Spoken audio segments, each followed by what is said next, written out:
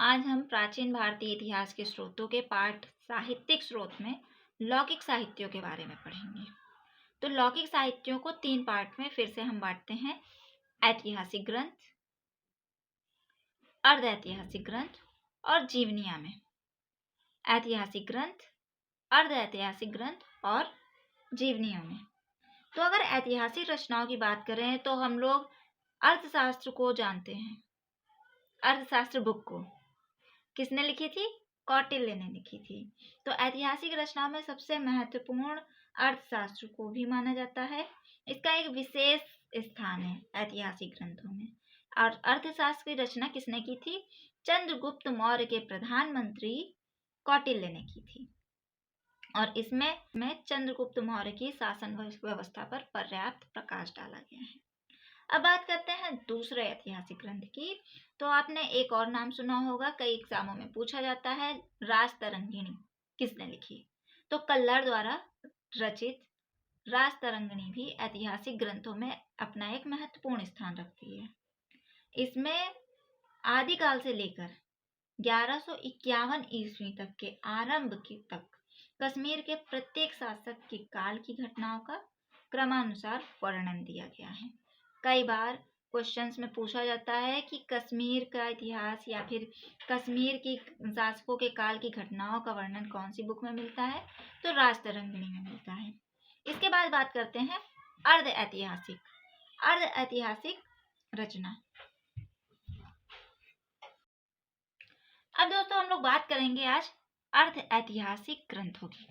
तो अर्ध ऐतिहासिक ग्रंथों में आपने एक बहुत ही नाम सुना होगा, बहुत ही बार, अष्टाध्यायी।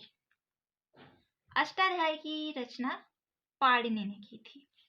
इसके अलावा कात्यायन रचित वर्तिका, पतंजलि रचित महाभाष्य, विशाखदत्त की मुद्रा राक्षस और कालिदास की मालविकाग्निमित्रम अर्ध ऐतिहासिक ग्रंथों में एक महत्वपूर्ण स्थान रखते हैं। तो अर्ध ऐतिहासिक ग्रंथों में प्रमुख रचनाएं कौन कौन सी हैं?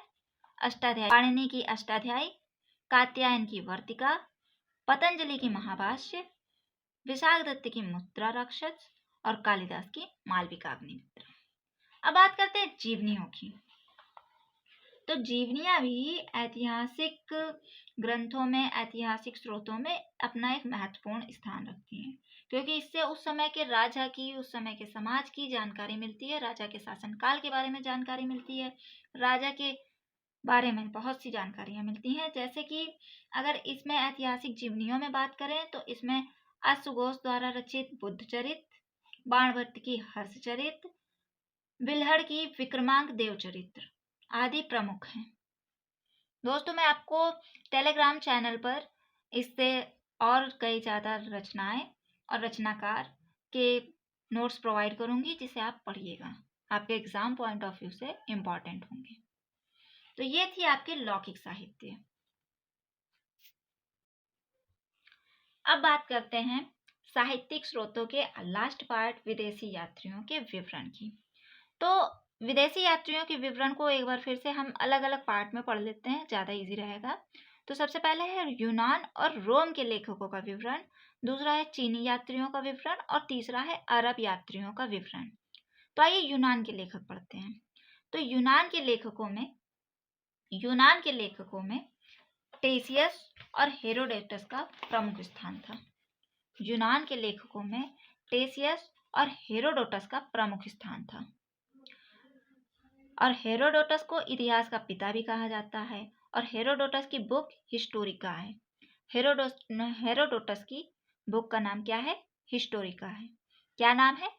हिस्टोरिका। हिस्टोरिका किसकी बुक है? हेरोडोटस की। और हेरोडोटस बुक में भारत और फारस के संबंधों का विवरण मिलता है। अब दूसरी बात करते हैं, सिकंदर के साथ भी भारत में कई सारे विद्वान और लेखक आए थे, जिनमें प्रमुख है निरियाकस, अनिसिक्रिटस और अरिस्टोबुलस।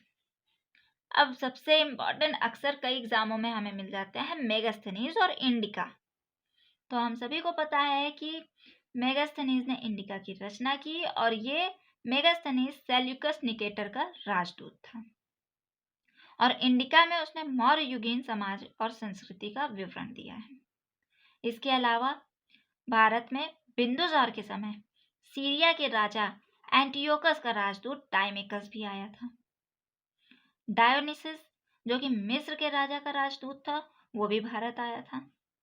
टॉलमी की एक फेमस बुक है जियोग्राफी, और कहा जाता है एक कोई अज्ञात लेखक है जिनकी एक बुक है जिसका नाम है पेरिप्लस ऑफ एरिथ्रन सी, क्योंकि इस बुक में भारत के भूगोल और व्यापारिक वस्तुओं के बारे में भी जानकारी मिलती है। अब बात करते हैं चीनी यात्रियों के विवरण की। किसकी बात करते हैं? चीनी यात्रियों के विवरण की। तो चीनी यात्रियों के विवरण में सबसे पहले आता है फायान, जो भारत में 5वीं सदी में चंद्रगुप्त द्वितीय यानी कि विक्रमादित्य के समय में आया था, और इसने अपने विवरण में भारतीय समाज, यहाँ की संस्कृति और आर्थिक स्थिति पर प्रकाश डाला है। दूसरा चीनी यात्री ह्वेनसांग भारत में 7वीं सदी में आया था, और ये आया था हर्षवर्धन के समय में। इसकी बुक का नाम है सी यू की।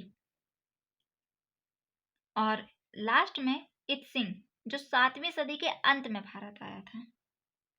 इसने अपने विवरण में नालंदा विश्वविद्यालय, विक्रमशिला विश्वविद्यालय और अपने समय के भारत का वर्णन किया है।